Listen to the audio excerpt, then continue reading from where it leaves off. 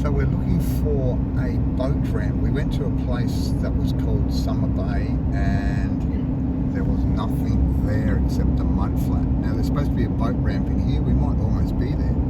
But the industrial stuff in here and the ships, I think, did I say I counted 14 ships? I don't know. Alison doesn't know. I don't know what you counted. She doesn't know what I counted. Lots of water here. This might be Summer Bay maybe. Who knows? People have been fishing here anyway. It said it was good fishing.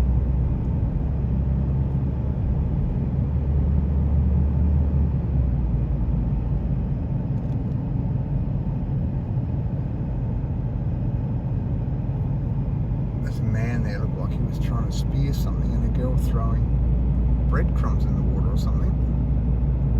This looks like Mad Max Beyond Thunderdome. Something from Mad Max, Alison said. Wow, it does look like something from Mad Max. It's crazy. I wonder if that's dust mitigation.